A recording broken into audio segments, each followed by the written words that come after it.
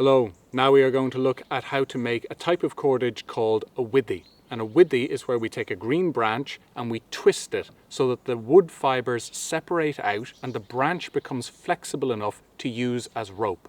Now, not all types of timber are good for doing this, but things like hazel or willow or birch, spruce and sometimes even oak can be quite good for twisting up into our withies, into our rope.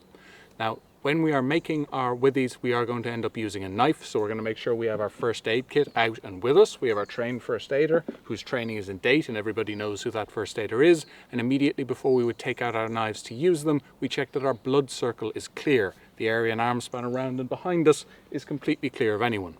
When we've done that, we would be able to take out and use our knives. Now we are going to look in detail at how we can make our withies.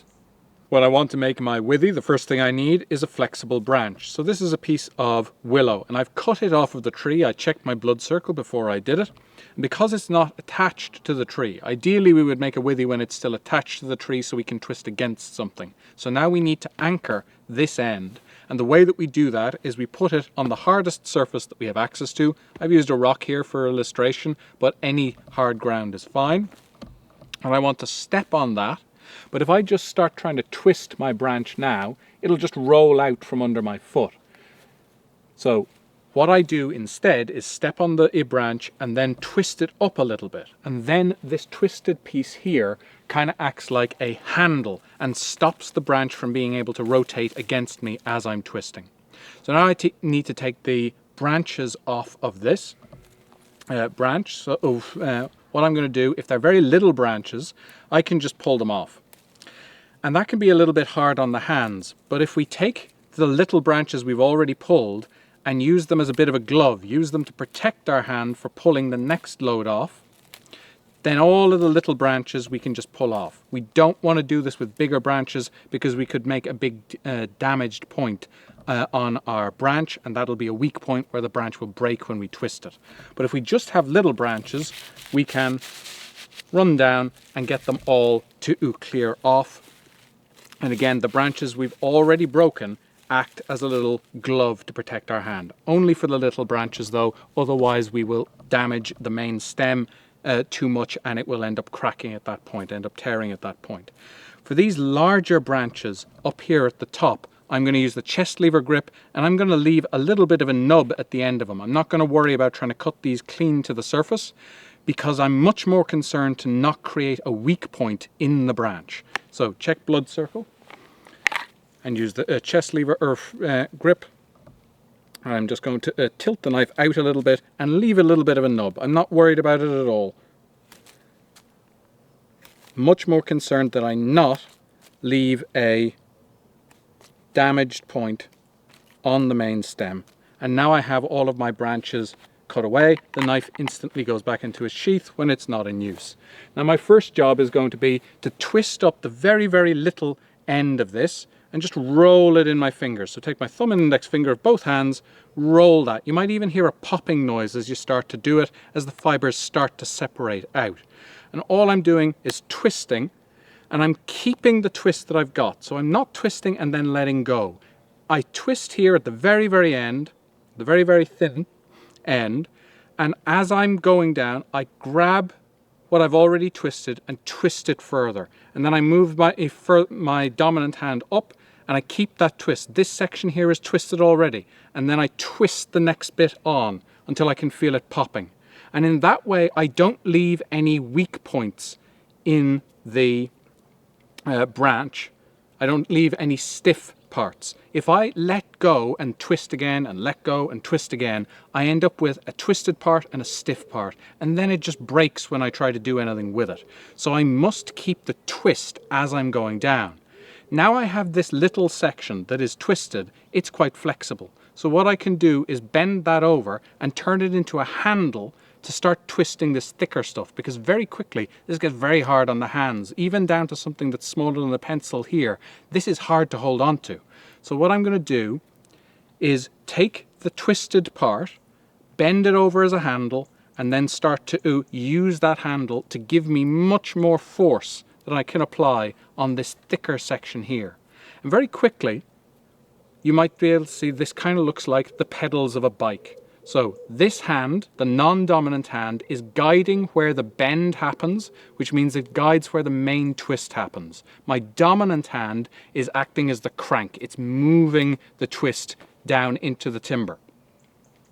So I'm able to do this, and what I'm doing to make sure I don't let go of the piece of timber and lose all of this twist that I'm getting, I'm walking my fingers down as I'm twisting like a little caterpillar. So if you look at my fingers closely, I'm walking my fingers down as I'm going down the branch. Now, even this can be quite difficult to do. So one of the things we can do, particularly with younger people, is we can take a toggle and we can wrap the bit, the thinner bit that we've already twisted up, turned into rope, and tie a clove hitch with it. And then that'll give us an anchor point. That'll give us a big anchor, and that will allow us to twist against the stick. So we're going to be able to hold onto the knot and rotate using this toggle, using this stick. So I'm holding onto the knot, the clove hitch that I tied, and as I'm twisting onto the branch, I'm rolling the branch.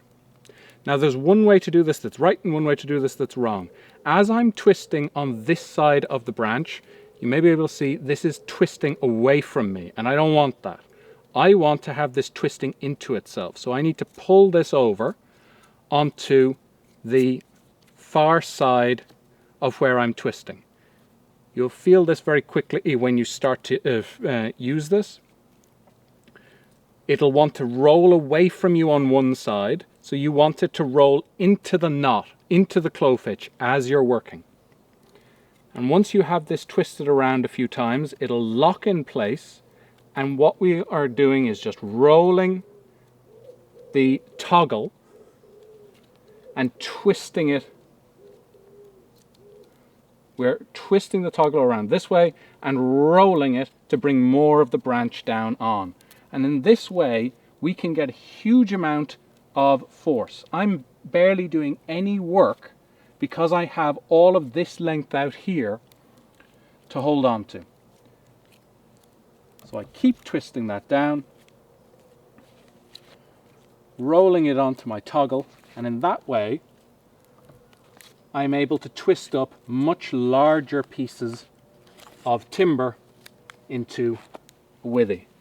And I create a very neat bundle of rope very quickly. Now we're going to look at this in more detail. Here I have removed all of the side branches from my withy, and I found at the end of it that I had a big Y. So instead of going down to one of these pieces as being a little tapering end, I decided to cut it at that Y. So I then had something to help me twist at the beginning of creating my withy. So now I'm going to take this, I'm going to make sure that I'm twisting continuously down the piece. So I'm going to rotate my hand around, and then I'm going to twist it until I hear a little popping noise. And now I'm going to take my non-dominant hand, I'm going to hold on to what I've already twisted, maybe twist it a little bit further, but then my dominant hand takes over again, and by using both hands, so this hand holding the twist and this hand continuing it, or both of them continuing it together if we can, we're able to get continuous twist down our withy. And I can start to see here that there's already twist down in these fibers. I can see the bark starting to spiral. So that's telling me that there's a spring of tension going down, twisting on down past where I'm working, and that means that all of these fibers are going to be separated.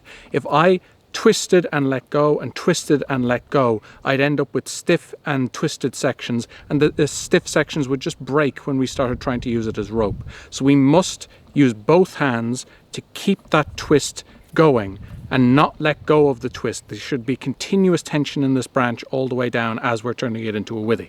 So now once I've gotten a little bit of a section that is twisted, that's now flexible, what I can do is turn that into a handle, and I can start to take my dominant hand and twist with my dominant hand, and with my non-dominant hand I can control where that twist is occurring.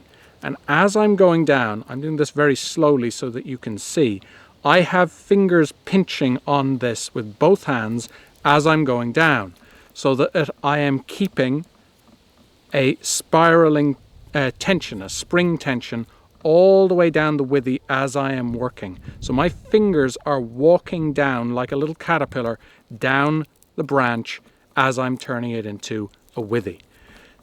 Now I can just keep going like that, pedaling this down, so I can see it looks like the pedals of a bicycle, and pedaling down. Again, my fingers continuously walking down the branch. As I come down there, I can just keep going that way, but it's starting to get hard on my fingers, so I can start to introduce the toggle now. Before I do, if I came to a heavily knotted section and I was nervous that it was going to crack as I was going, instead of twisting the crank at 90 degrees like this, so the bend is very severe here, going through 90 degrees, I could back off a little bit and twist at a less extreme angle.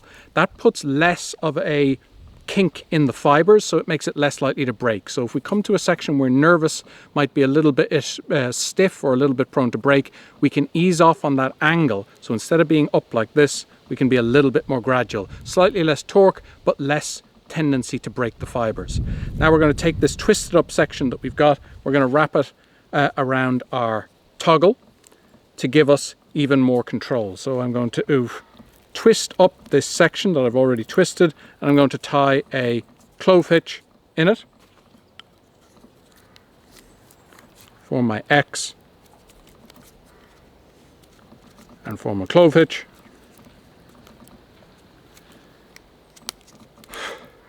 And using that, I'm going to be able to keep a lot more tension on my line. So I have my clove hitch here, that can still slip. So what I want to do is hold on to that as I'm working, and I want to keep doing my twisting now. So the toggle is going to do what my dominant hand did. It's going to twist the fibers, but I have a bunch of twisted fibers here and I want to control where they're going to get bent around. So what I'm going to do is start wrapping that already twisted fiber onto the toggle. But if I start to do it like this, what I can see is this withy, this twisted fiber, wants to rotate away from the knot. It's wanting to spiral off of the stick, off of the toggle, and this causes me a problem. If I pull that over so that it's wrapping against the clove hitch, the knot that I've tied, it's going to spiral into itself. It's going to spiral into the knot, and therefore it's going to stay locked in place. Now I've gone down about as far as my twist has, so I'm going to have to rotate my toggle to get more twist into the fibers, and then as I'm doing my rotating this way, I'm rolling what I've twisted onto the toggle. So as I am rotating the handle, as I rotate the handle, I'm also rolling the twisted fiber down onto the toggle.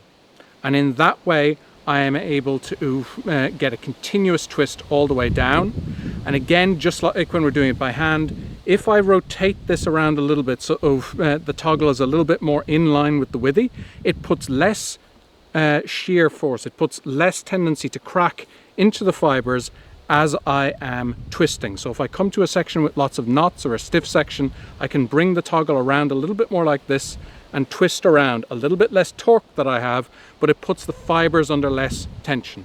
And in this way I can create a neat roll of fibers on my toggle and go up to very large diameters of withy. And that is how we can turn our branches into rope, which we would call a withy. And that is what we need for now.